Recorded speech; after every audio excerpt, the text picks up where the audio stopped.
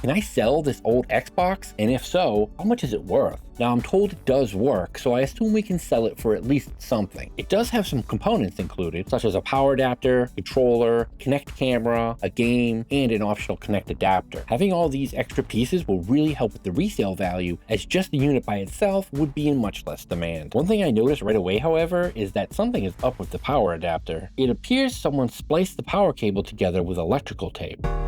While it may work, not a lot of people are going to be interested in buying something like this. Looking up the numbers on the adapter, it turns out the power brick actually belongs to an Xbox 360 and not an Xbox One. Someone spliced the power connector from an Xbox One onto it and apparently used it like that. Luckily for me, my 20 years of hoarding tech gear pays off yet again. I just so happen to have a never used third-party Xbox One power adapter still in the box. I can flip out the Frankenstein adapter with this new third-party one and we're back in business.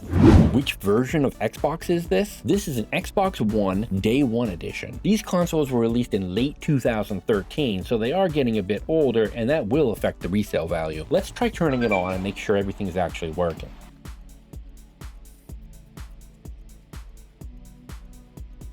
Alright, let's see what we got. Everything seems to be good so far. Let's test the ports out and clean it up a bit. We can definitely sell this for something.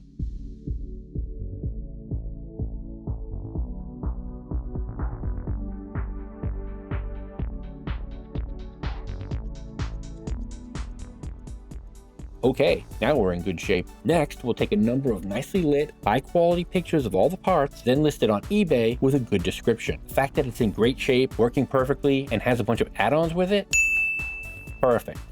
I think we should be able to get probably $100 to $120 for it, but I don't have a lot of experience selling game consoles. I'd be interested to know what you all think, so let me know in the comments what you think it's worth. Thanks for watching, and we'll see you in the next video.